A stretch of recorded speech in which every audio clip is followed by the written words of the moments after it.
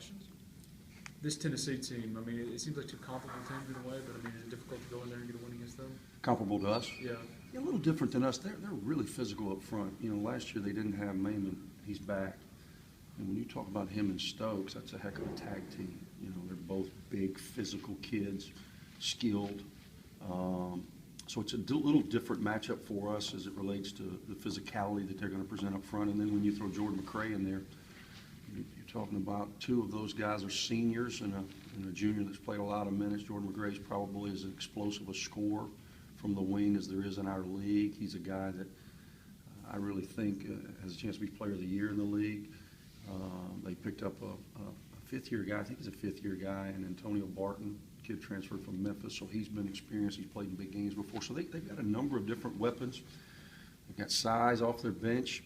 You know, we had success in there last year simply because we went in and made a bunch of baskets. You know, I think we scored 90-some-odd points. If we could do that again this year, I'd obviously feel better about our chances, but that remains to be seen. What did Florida do to limit them so much offensively? They really struggled shooting the ball, you know, and Florida's probably, I shouldn't say probably, they are the best defensive team in our league, one of the best in the country. They don't lose many in Gator Alley, and the best of the best have been in there and left with their heads down simply because they just take you out of offense and they don't give you second chance opportunities. Tennessee is very, very good off their offensive glass, and so Florida was good in their first shot defense and then limited them getting any second chance opportunities and just kept them out of rhythm all game. How do they compare to defending when you guys play LSU? Different, again, just based on the physical makeup of their team. When you think LSU, I think long and athletic, smaller guards, but their front line with Jordan Mickey and O'Brien and Jerome Martin are all very long and very athletic, and really inexperienced with two of those kids being freshmen. This group is an experienced lot, and they're big and they're physical. So we have to make sure we buckle that chin strap and understand that there's going to be nothing easy in Knoxville. What could it do for your team's confidence to go to Tennessee and win a game? I think we're a pretty confident group. You know, we've won 4 straight.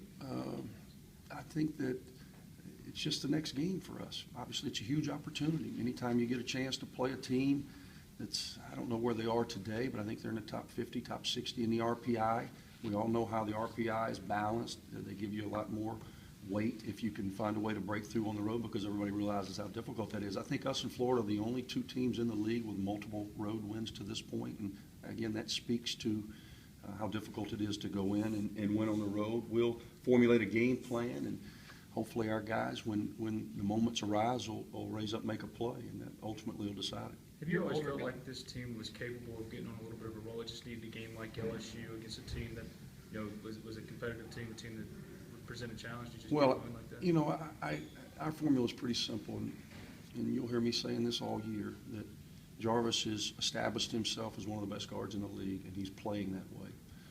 He's playing with a lot of confidence, and we have a lot of confidence in him, and he's given us leadership that is above and beyond. Marshall's Marshall.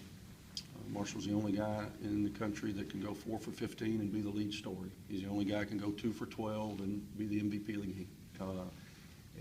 He's a different guy, and his ability to make shots, he made a lot of them in there last year. I'm sure there'll be a lot of attention paid towards him. We've got to do a good job of playing off that. He's got to make his share, and then we've got to play the way the defense determines. And then we've got to get contributions from a number of different guys, and we're getting those from Anthony Perez, who I think has put together the three best game run of his early career. Sebas is continuing to produce for us. I think AJ is getting more and more confident as we approach the year anniversary of his knee injury. I think he's getting more confident and understanding his role as that of, you know, not a spot guy, but a guy that's instrumental in us winning or losing. Dwight Colby starting to help us a little bit more. Bear has shown certainly capable.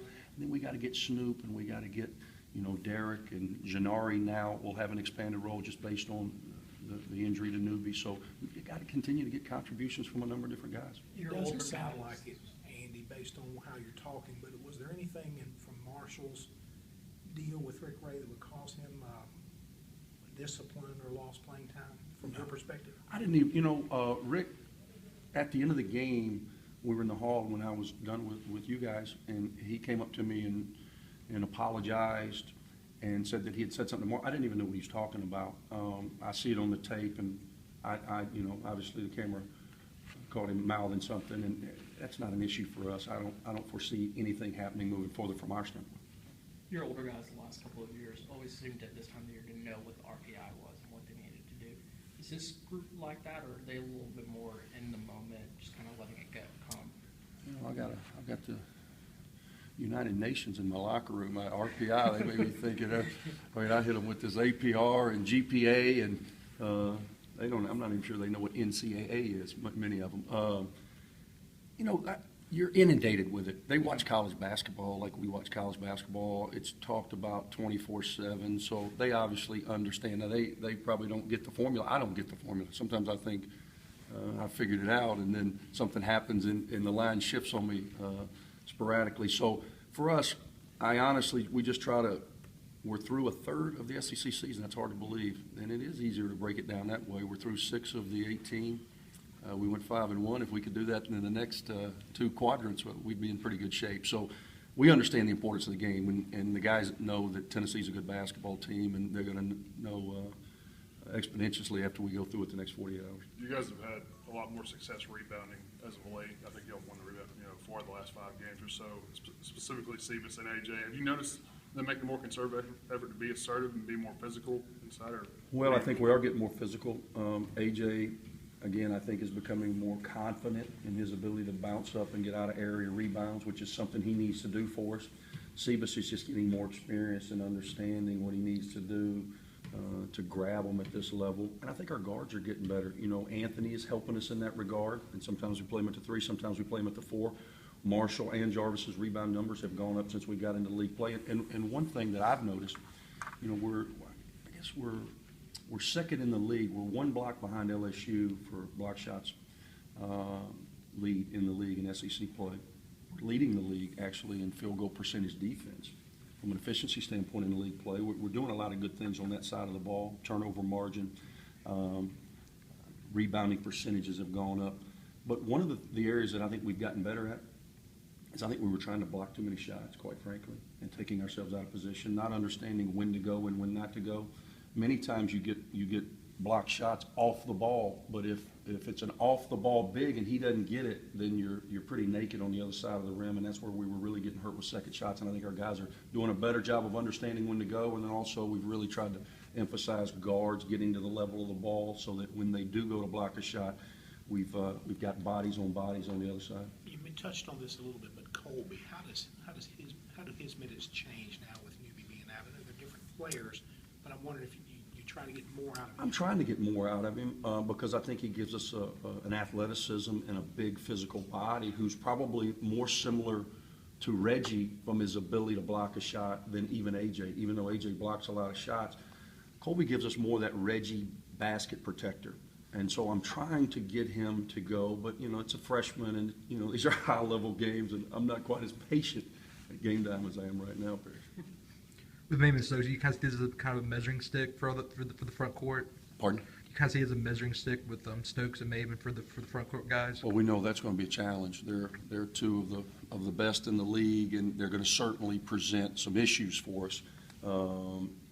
I think, you know, we've through 6 games, we kind of know who we are, and we've just got to do a better job of being disciplined and playing to our strengths. Any more questions? Thanks, Coach. Thanks.